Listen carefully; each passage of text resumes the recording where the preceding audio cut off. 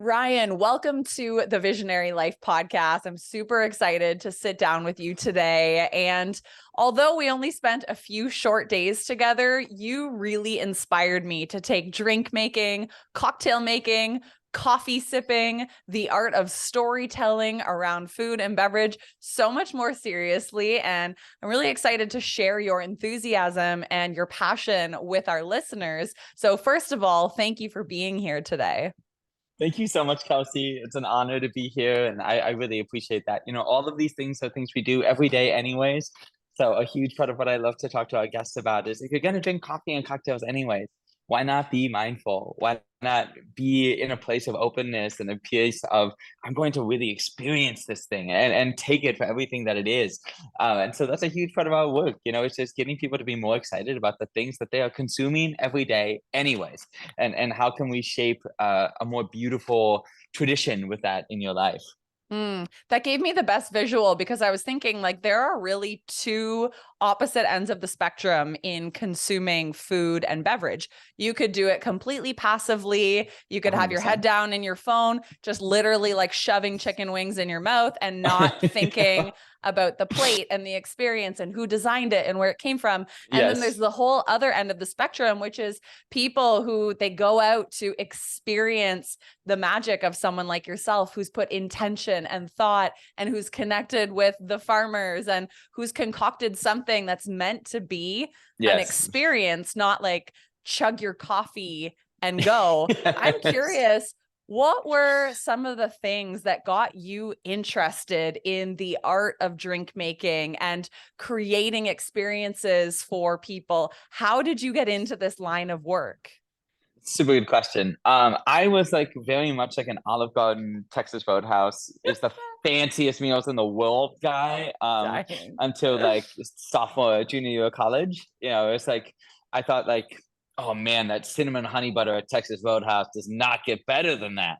And really when I started learning that food was this really beautiful, expressive, crazy thing, was junior year of college. I was in a relationship with a girl from New York, and her mom was a huge foodie and loved to cook, and her dad was a bibliophile and loved wine. And I got really, really, really, really deep into the culture through them, of them exposing me to these people who were very, very thoughtful about the things that were going on the plate. And it was really the first time that I had ever been exposed to restaurants of a caliber, above this kind of traditional understanding of going out to eat, places where there was enormous amounts of intention being placed behind each element on the plate. What is the plate? Or what's the table that the plate is on, right? All of these details have been thought about.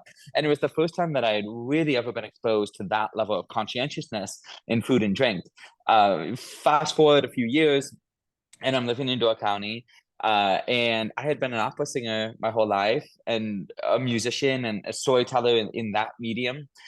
And I started watching a show called Chef's Table. And I was up there, I was living alone. It was winter in Door County, population 600 people, median age probably 65.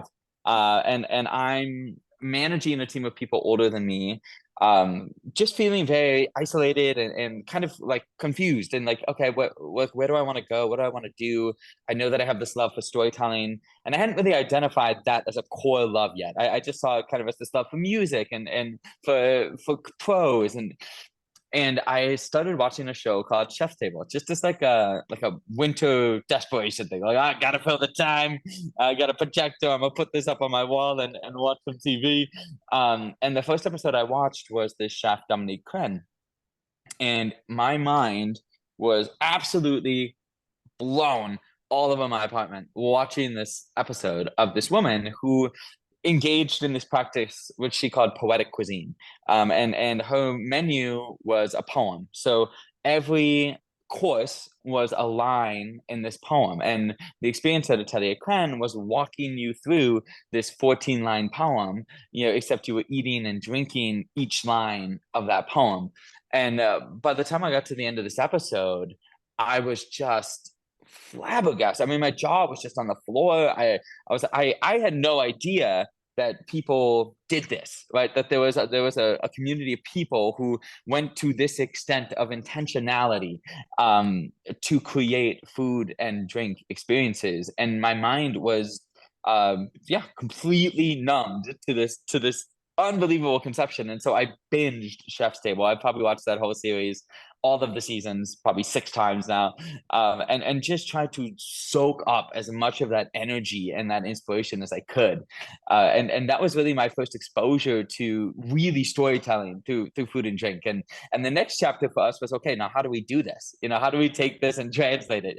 I thought about opening a restaurant. I realized I really couldn't cook, but I loved espresso and I loved coffee, and so that was really kind of the beginnings of the Discourse story. Is how do we take these practices that are being put into use by chefs like Dominic Crenn and Glenn Achatz and Massimo Bottura, and translate that into an everyday democratized coffee experience. And can that be done? Should it be done? How is it done? Has really taken over the last 7 years of my life. So cool. And, there's a couple things I want to double tap on there. First, I think it's really interesting that by watching Chef's Table, like you really were expanded as to what's possible, right? 100%. And whether that's the people we hang out with, maybe you don't have people in your life that are truly allowing you to express yourself and it's turning on Netflix. Maybe it's the podcast you listen to, but I think there's so many clues for what we're meant to do in life just by following our own joy. Because I'm sure there are people who watch Chef's Table and they don't see the storytelling. They don't see somebody who's like, wow, that is really interesting what this chef has created. But here you are watching it going, my God, this is like the blend of everything that I didn't even know was possible in building a career. So I love that inspired you. I'm curious, as you're watching this show, are you thinking, I'm going to become an entrepreneur and I know how to open a business?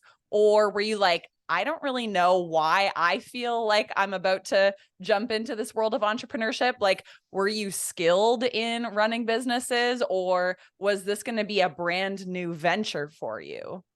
A little bit of both. I feel like a lot of the entrepreneurs that I've met in my life were like absolutely fucking crazy from both. There's just a vibe, and there's an inclination inside of you where usually from a relatively young age in my conversations with entrepreneurs, that you are not meant to work a traditional job or within a traditional framework. There is some sort of innate understanding internally that there is something else out there for you. And I had that from a very young age. My first ever quote unquote job was I ran a recording studio out of my parents' basement after it flooded. And I probably recorded 30 or 40 different musicians from the Milwaukee area for about 2 years. And all my buddies were at Culver's, and I was trying to run this little recording studio as a 16, 17-year-old kid recording your 30, 40-year-olds coming down and playing Screamo albums in my mom's basement. It's kind of always been something that's been in me, is this knowledge that I am here to bring unique and engaging experiences to the world. I am here to create things that didn't exist before. How to actually put that into a structure that is a sustainable business model for a grown adult, and more so now with my current company, 15 grown adults, is a totally different thing. Right. And I don't think anybody at any age is ever really prepared with that knowledge, regardless of whether or not you went to business school or your dad went to business school. Like there's so much learning that goes on the job in entrepreneurship about how is it actually done. And I think that a lot of people, the reason that they are stopped from putting beautiful things into the world is that they think about it too much. And they think about all of the little things that they don't know how to do. And they let that stand in their way of doing the thing that they do know how to do. And so something that I found to be extremely helpful for me is focus in the beginning on how do I do the thing that I know how to do super, super, super, super well? And how do I stabilize all of the things that maybe I'm not as comfortable with, so that I can at least be sustainable for myself in the short term, right? And then once you feel sustainable, then you think about, okay, how do I level this up? How do I bring one more person into this fold? And then how do I bring 2 more people into this fold? And then eventually you've created systems for yourself where you have a dozen plus people, 100 plus people, 1,000 plus people in the size of your enterprise, where you feel really comfortable running a business of that scale. Yeah, but if you'd asked 6 years ago if I felt comfortable running a business with 3 locations and 15 people, I would have said absolutely fuck no. Mhm. No way in hell. I knew I wanted to get there, but I knew that the first step for me was just putting something into the world and hoping that it comes out, Mhm. and so for me, it's been a lot of learning on the job, making mistakes, realizing those mistakes, learning from them, and moving forward. And I think in entrepreneurship, you have to be super, super, super comfortable with failing forward, because you will fail many, many, many, many times in these little ways. And to me, it's never truly failure until you stop trying. Like when you stop applying those lessons and stop working towards betterment, then you failed. But Mhm. until then, all of the stumbling blocks, all of the life lessons, all of the learnings, all of the, oh man, I shouldn't have done that way. It's all little steps towards having this beautiful vision come into the world, and becoming very comfortable with that process of understanding where you went wrong, refining, and then applying that and moving forward. I think is quintessential to the journey. So Mhm. I was not prepared at the beginning. I had a journey and that I wanted to follow, but I feel like over time I've really sank into that understanding of what does it mean to run a business instead of to Mhm. run a vision. And those are two different things. And I think a lot of us get too intimidated with the business part that we don't even put the vision into place. And I found if you put the vision into place, you'll figure out the business stuff. It might take some Mhm. time, as long as you have a plan on the front end where you're like, okay, I think this will work, which is what we had. We had shoddy projections that I think we threw out after 6 months. But as long as you have that plan that you're like, okay, I'm pretty sure this can work, and you work for it relentlessly, it works out more times Mhm. than it doesn't. Well, I want to talk about your vision a little bit. And as you know, the name of this podcast is Visionary Life. And you kind of nailed it when you said that entrepreneurs, especially visionary entrepreneurs, we always feel like we're misfits in a defined box. And we get Yeah. all these ideas and we're always like looking at the world thinking, I could do this better, or I want to start this. And I know for you, you have described Discourse Coffee as funky and out there and surprising and weird and fun. And you have this combo of words of liquid storytelling that you've really brought into your work. So, as you are in the early stages and starting to vision how you're going to do a coffee shop or a space differently, were you ever worried that maybe this wouldn't take off? Because there's a lot of coffee shops out there, but most are just trying to serve you a commodity and it's transactional, right? And then maybe there's some that have cool music, good vibes, but you kind of pushed the boundary a little bit, at least compared to what I've seen Yeah. in my time going about Toronto and Ontario and Canada, looking at all the coffee shops here. So I'm wondering, like, did you know this was going to work? Did people ever doubt in your vision? And if so, how did you continue forward? Yes, absolutely, to the doubt. And I still don't know if it's gonna work, Kelsey. I'm 7 years in, right? I Like feel that. Yeah. every day, right? You wake up and you're like, oh man, I hope people come today, and then I hope people come tomorrow too, and then I hope people Yep. come the next day, because if they don't, I gotta fire 15 people, right? Every day, right? Yeah. That's just like part of being an owner, I think. And I honestly don't know if that ever goes away, no matter how big your company is. So even if you have a million employees, I don't know if that person, the CEO of Apple, is like, oh man, what if people stop buying iPhones tomorrow? That would suck, huh? Yeah. Yep. There is, I think, almost always this inclination of, man, I really hope that this works, and every level up that we've done, every new location, every new concept, right? It's always you're throwing a dart at the wall and hoping that it sticks in something. And so I've never really known, when we Yeah. first started that first year, there was so so much doubt, and a huge part of it was we were entering into this culture, this third wave coffee culture, which was very defined by regimented, accepted professional routine. This is the way that we make good coffee. This is the level of extraction we should be seeing. This is the time in and time out that we should be getting for a properly extracted V60, right? It was a very tightly regimented culture, and the people who were being celebrated were the people who were doing the best job of translating the work of a roaster to a drinker. And that is still kind of the be all end all of third wave coffee. So here comes this dude in the middle of the woods. He has 4 months of experience in coffee, and he's taking these beautiful coffees, and to many people, fucking them up, right? Like taking this beautiful coffee and throwing syrup and bitters and essences and shaking it and serving it in a coupe glass, and right. So there were a lot of people who came in and were just like, man, I really have no conception of what you're doing here, and I don't understand it. Like, I just want a cup of Ethiopia. Like, I want it to be juicy, and I want to leave. Like, and over the years, what we found was, for every one person maybe who felt that way, we would find 2 or 3 people who came in, and they would say, hey, I've never seen anything like this. I'm so happy that I know that this exists now, and keep going.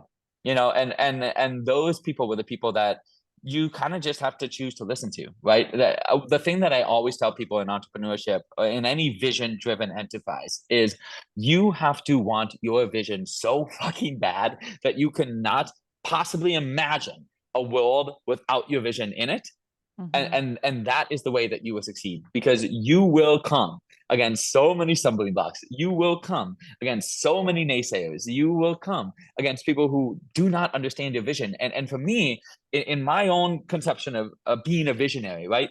If I don't have at least one person be like, dude, that vision sounds fucking stupid, then I am not dreaming big enough. Yes. Right? Like, if it is easy for people to understand immediately, what is the point of being a visionary? Like, to me, the point of being a visionary is to put fundamentally new experiences into the world, right? And so that is so much of what I try to do with my work. Does that make it easy to be a business owner? No, because every time that you put something into the world, you're having to retrain people on the fact that this is a thing that exists, and this is what it costs, and this is what it's worth, and you're assembling a culture from the ground. But to me, that's also the beauty in it. That's the value in it, right? Like, when you have an experience at Discourse, it's a fundamentally different thing than what you can get elsewhere. And to me, that's so special, because when somebody comes in and they resonate with what we do, right? That's our people. They see that vision, they relate to that vision, and they feel seen, and they feel heard, and they feel maybe for the first time, like, damn, like, I've been waiting for this forever. Like, I've been trying to find this thing, and I haven't been able to, and here it is in front of me, and I love this. And how much more valuable is that than, hey, it was another cup of coffee? Like, it was just like the other shop that I had. It was a great cup of coffee, but I could get this cup of coffee just about anywhere. That to me is so much more valuable. And I will gladly take the sleepless nights, take the, this is never going to work, take the, you're stupid for doing this to beautiful coffee, for those 1, 2, 3, 4 moments with people where we fundamentally reshape their idea of what's possible in coffee. I think it's a quintessential part of being somebody who is putting unique visions into the world. But I have never, I don't think, met a visionary who's like, yeah, I knew from day one it was going to work, and it's worked. Like, that's just not how it happens, at least in my experience. Absolutely. And I love that you share that, because I know that for you, like you said, one person would come in and say, this is weird, I just want my $1 coffee cup from Dunkin' Donuts. But you then get a few people coming in saying, whoa, I don't know what this is, but it's remarkable. And it sounds like those were the people who saw so much value in what you guys were doing, that it was them who actually spawned more word of mouth marketing. And 100%. I know that you said at one point that you actually didn't do any advertising for the first few years of being open, and you instead were getting word of mouth. And I'm assuming there was no strategy per se behind word of mouth marketing, but by you guys being different, maybe a little polarizing, you being the visionary you are and doing radically crazy things. And we'll have to get into some of the unique combos that you guys would put out there. But that is enough to drive word of mouth marketing, and for people to leave your shop and say, that was totally fucked up, I don't know what I just drank, but it was amazing. And then they send 10 of their friends. 100%. So I'm curious, was that how you kind of grew the shop from the ground up? Yes. Was it because you were creating remarkable experiences that people couldn't help but talk about? I think that's the 2 biggest things for me that I've found in my business, right? Is 1, create something that people want to talk about. That's huge. And that's why we called the shop Discourse. We wanted to start a new conversation around coffee. And for us, when you look at a coffee business model, right? Like I knowing more about business now than I did, 7 years ago when we started this whole thing, I think about our original supposition of what we wanted to do, and I'm like, man, we were fucking nuts, and my dad was stupid for giving me money for this because it makes zero sense. Coffee is a location and convenience business. We were located in the lower level of a derelict shopping plaza in a town of 600 people where the average age was 65. I mean, there was nothing about this that made sense. Zero. We had zero street visibility. We had zero street signage. There was zero things about this that made sense. But we had a vision and we had an idea for what we wanted to bring to the world. And actually, looking at it now, in retrospect, all of that played to our advantage, right? Because now you have customers coming in and they're saying, none of this makes sense, and I love it. This is a coffee shop that feels like a speakeasy in a courtyard in the middle of nowhere. Why is this happening? How is this happening? Who are you and why are you doing it here? All of this, it added to the mystique, right? It added to the story. They weren't like, oh yeah, it's on the main drag of Sister Bay. When they tell the story of the space, they're like, oh yeah, you have to get out of your car and it's a little bit of an effort to find it, but then you find it and you walk in and you're transported back to this like speakeasy basement from the 80s, and then the drinks are super modern, and right. So we provide a story for them to tell. We write the story, and then we just allow them to share it. So the first thing is it has to be something that people want to talk about. The second thing is, once people come in, because they've heard about it, the product has to be good. It is those two things, really. It's number one, get people there through an interesting story, and number two, when they come, give them a great experience. And that's kind of always been our ethos. And to me, it is as simple as that.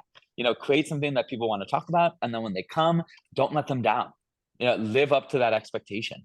And I think following those two tenets, you can do crazy things just about anywhere. I've had clients who, now are, I'm in a bad location. It's like, okay, if you're in a bad location, that means that you have to think twice as hard about how you're going to get people here. It doesn't mean it's impossible. Actually, I think in a lot of ways that can play to your benefit. You can play to that exclusivity. You can play to that destination. You can play to that journey. But it takes that extra little vision of, how do we make this so exceptional in whatever way you want it to be, whether that's the community or the drinks or the event programming that you offer or the coffee club that you have every month, right? Like, how do we create something so exceptional that people want to make the trip? And so that's been a huge part of, I think, our strategy, if you can call it that, from day one, is make an experience people want to talk about. And then when somebody comes in because they had it talked about to them, don't let them down. And then they talk to somebody else about it. And then they talk to somebody else about it. And, we grew in a little space in Door County from just me and my original partner, Chris, to 5 or 6 people every summer who would come up and have to work this workshop. And it was an incredible little learning experience for all of us. How do you build something from nothing in an old laundry room in the middle of an old shopping complex in Sister Bay? There's so much to unpack there. I feel like this really reminds me of a few different marketing lessons that I've learned. Like, number one, no amount of marketing can sell a bad product, or it can sell it once, but people won't come back. So 100%. I know you take so much pride in like serving a product that won't let people down and that they won't forget because they've never had it before. So I think 100%. That's so important. And then the other thing I was thinking about too is what you said about, even if you have a shitty location or you feel like you have a lot of excuses as to why people aren't finding you, you just have to get more experimental and shift your mindset to say, you know what, like, people do want to come here, or they will find us because I'll figure out a way to reach them, and we'll figure out a way to make this part of our story. So like, you have to flip your mindset. If you feel like you have factors working against you in business growth, which we all do, right? Like, there's always going to be something that's like, well, I don't have a big email list, or, well, my website's still being built. Okay, work around it. Figure out 100%. How can you still get out in front of your people and still encourage them to shop your product. So I love that. It's like 100%. A no BS approach. Like, you were in a mall. Yes. I mean, you just got to go, right? Like that's the thing for me. It's like, I think in entrepreneurship, the only way forward is being action oriented. I think that we can be thinkers to an extent, and that's great. It is great to be a thinker, but in order to be an entrepreneur, and I think the difference between a dreamer and an entrepreneur is that a dreamer is purely thinking oriented and an entrepreneur is action oriented. And if you get to a place of being action oriented, it makes life so much easier. You sign the lease, right? Like, and that was it for us. It was like, we're just gonna fucking sign the lease. Like, I could think about this all day and overthink myself out of this space, right? But if I just sign the lease, what that does for me is it makes me have to make it happen. Right now I have this commitment. I gotta do it. I gotta figure it out, and you will. Right, and that's the thing that I think is so remarkable about humanity. And I know you feel this way. I know everybody who we were on the retreat with feels this way. Right, there is nothing inherently special about me that makes me more capable of doing what I'm doing than anybody else on earth.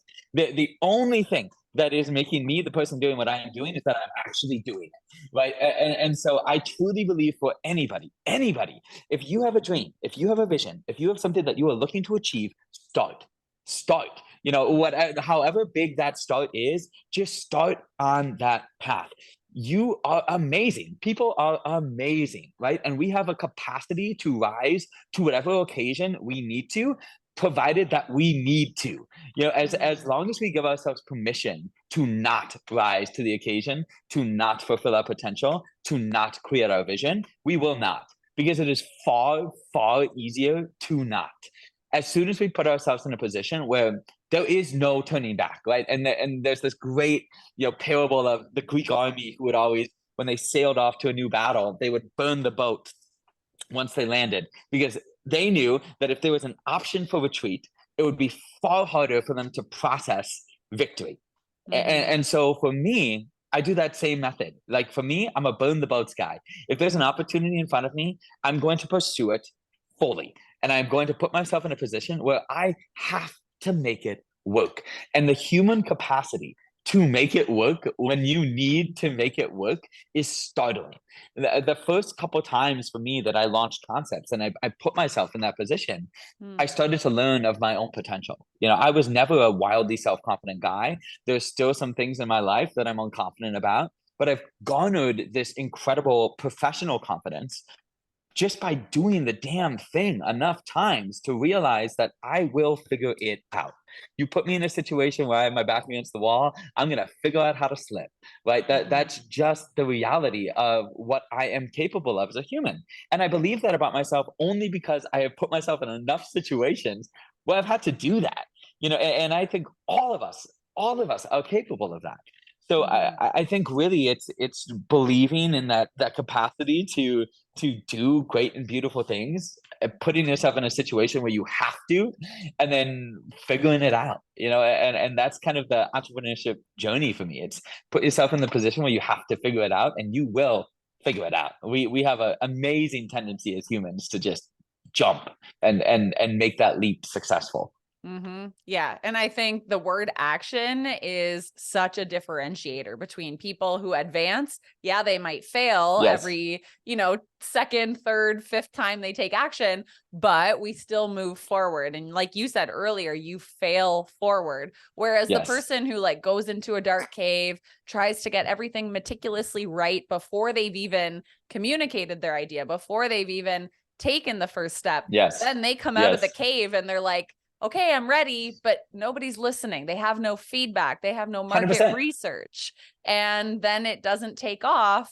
And they've spent all this time trying to be perfect, but they've missed the interactive element of you gotta put ideas out into the world and see if people catch them. And you need to be out in the world looking at, okay, what idea am I getting from my life today? Or I thought I wanted to open a shop in this mall, but I walked in and I got a bad vibe. So it's 100% interact with the world. And yeah, that involves failure. It's part of being a business owner, but that also helps you to learn what you do want to do and to build confidence, because you took the action.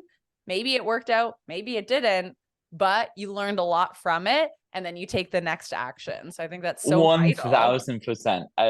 Can I make a weird analogy? Yes, go for it. I think about this stuff a lot as almost like raising a kid, right? And if you make the decision as a parent that you want to have a baby, okay, like you're gonna have a baby, and you might want to know the gender, and then you're gonna like paint the room and buy some clothes for the first 6 months, right? But there was no point in buying that baby's 3-year-old outfits and picking out their school district, right? Like because there were so many things that could change between that first moment of birth and that 3-year-old and that 6-year-old and that 12-year-old and that 18-year-old, right? Like, and that is the same for me as a business, right? Like you have the child, and then that child in a way forms a relationship with you, right? And that relationship is actually what comes to define the clothes that you buy at age 3 and the school that they go to at age 6. Like maybe they express a lot of creativity, right? And so you want to put them into a more creative school than you thought. And I find that with my business very much over the years, that I've cultivated a relationship with my business, right? And in that relationship, there is a give and take. There are times when I say, hey, Mr. Business, Discourse, I want you to wear this outfit to school today. And there are times where Discourse tells me, and the people who come to us and the staff and the people who write about us, and they come to me and they say, hey, this is what we are getting from this experience. This is what we want to see more of from this experience. And you adapt and you play that relationship between you and the business. So trying to plot everything out at the beginning is like trying to dictate what your 6-year-old is going to wear before he's born. It doesn't actually make any sense. But really what you need to do is have the kid and let him be a kid. And then when he's 6 years old, you're going to figure out, okay, what do you want to wear, buddy? Like what feels the most comfortable to you? Where do you want to go to school, right? Like, and that to me is the same as building a company. It's you put the vision into the world, you take that action, and then you communicate. You have this communion with it, where it's informing you what it wants to be and what it needs to be and where it needs to be, and you're informing it on where you want to shape it and where you want to take it.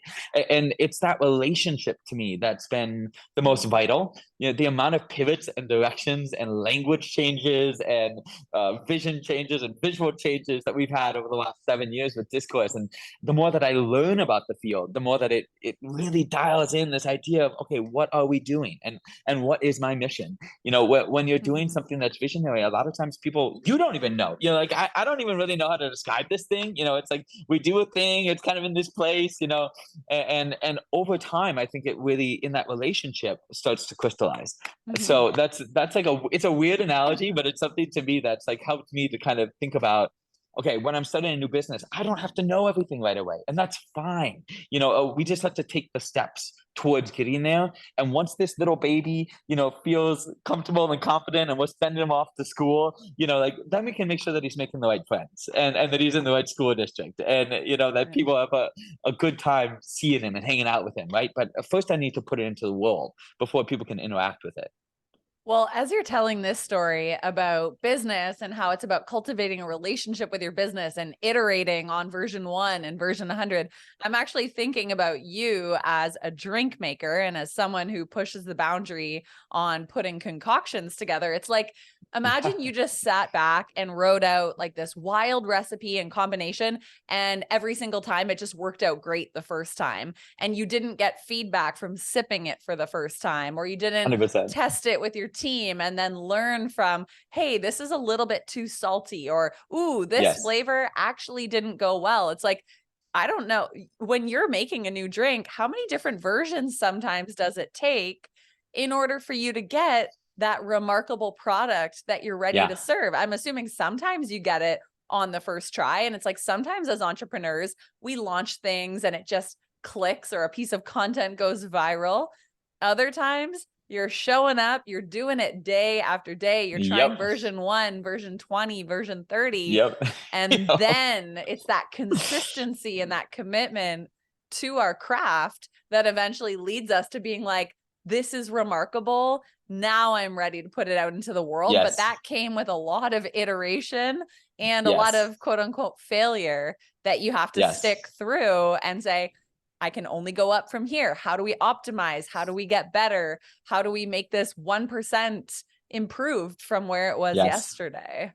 1000%. I mean, there are definitely drinks that I've done that have taken 20 or 30 times. And then there's drinks that I've done that have been 2 or 3, depending on usually the complexity of the drink. Yeah. To me, part of what I'm passionate about with Discourse is sharing the behind the scenes of the process of a creative, right? Because so many people, when they experience the work of a creative, they experience the final product, and it's very rare that you actually see behind the scenes of, okay, what all took place to get to this moment right here. I always think about musicians and how they might record 40 tracks for the 10 that they put on their album, right? And all of those tracks that ended up on the cutting room floor. Or when you film a movie and you have 30 hours of film that are being cut down to 2 hours of actual content in the film, right? There is so much that is left on the wayside in the creative process. And for me as a drink maker, it's a lot, that we go through a lot of iterations. And something that I encourage people to do anytime that they're out for a food or drink is to be thinking about all of the facets of the experience. And it's a lot of times something that people just aren't aware to be thinking about. Like it's not even a matter of consciousness that we think about these things. But if you're going to a great restaurant or a great bar, every single element of that experience has been curated for you. It's not just the drink, right? So when I'm dialing in a new drink, there is the liquid. Of course, the liquid has to taste good, right? But then there's also, how does the liquid look? How does the liquid, is it carbonated? Is it rich? Is it heavy? Is it going to be served up or on ice? What is that ice? Is it going to be served on a rose ice? Is it going to be served on a cube ice? Is it going to be served on a sphere ice? Is it going to be served inside of the ice and the customer is going to have to break the ice to get to the cocktail? Is it going to be served in a coupe? Am I going to double strain it? Am I going to add a foam on top? Am I going to put a coaster under the drink? Am I going to serve with a straw? Is it going to be a Collins glass, or do I want a little bit more weight to provide layering? All of these thoughts, right, are all auxiliary to the liquid itself, but have an enormous amount of impact on the way that you experience the drink. And then there's the back end of it. How do I menu this drink? How do I describe it to people? What ingredients am I calling out to people when I drop this drink on the table? What do I want them to taste first? Can I put that in the aromatics? Right? All of this influences the way that you taste, the way that you perceive. And if you're at a restaurant, the same thing, right? What is the cutlery? What does that look like, feel like in the hand? What is the plate? Is it handmade? Is it crate and barrel? There's a very different feeling from those things, right? And so all of these things, when you're out at a great food or drink establishment, are being considered. Every single freaking element, from the lighting to the music to the service touches, right? And that to me is what is so unbelievably beautiful about not only drink making but hospitality, right? Is this idea that there is somebody out there, or a team of people, almost always a team of people, because this shit takes a village, who are really thinking about this, who are really thinking about, from the moment you walk in this door, what is the feeling? How are you welcomed? When you sit at that table, how does the chair feel? How does the napkin feel? How is the silverware oriented? Do you have a charger? Is there a water glass already on the table? Is there a light on the table? Is that light on or off? Do we do candles or fake or plants? Right? Every single element of that experience has been curated for you in that moment to enjoy. And there is something to me that is so unbelievably beautiful about that, when you can sit back and truly appreciate that understanding that every single part of this has been thought about by someone, and probably too much, right? They probably went through like 50 different napkins to arrive on that one napkin that's at your table. And to you as a diner, that might be a totally irrelevant moment.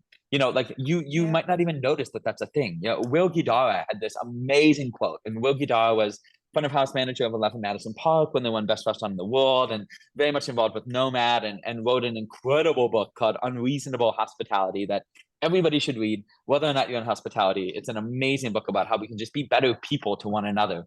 But one of the things he talks about in that book is when they opened Nomad in New York for the first time, they wanted it to feel like you were in basically the house of this nomadic traveling man, and you were kind of a guest in his home, right? And so they had this bookshelf, this big bookshelf full of old books.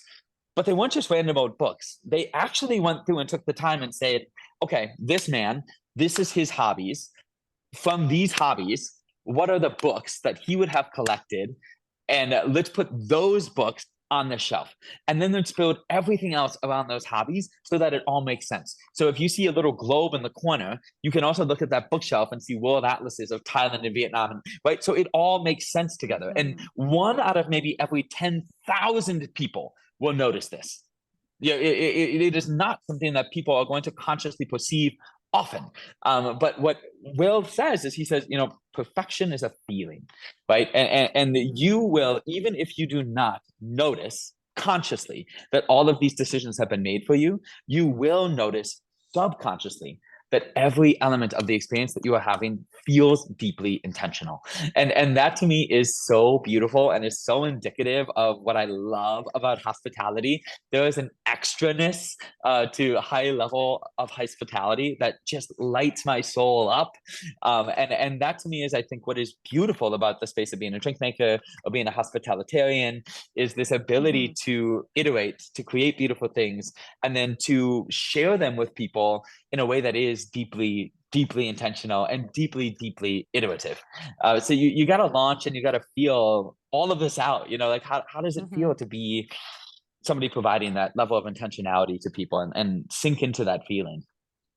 Such a good reminder to just be meticulous about our craft, because that is what differentiates anyone from anyone, right? If you feel like you're Yes. swimming in a sea of all these competitors, maybe you just need to look around at your service delivery or your product delivery and say, have I added that layer of intentionality that Ryan's talking Yes. about, which I know you do so well. And as we wrap up here, I know you do offer consulting, but on the other end, if people don't live in Milwaukee and can't come to Discourse, you also have an amazing book called The New Art of Coffee, where I feel like every concept you have shared today really shines through in the stories you share, in the recipes you've created, the way that you're showcasing the art of Thank you. coffee. So could you, first of all, tell us a little bit about the book, and then where people can connect with you and find you if they're interested?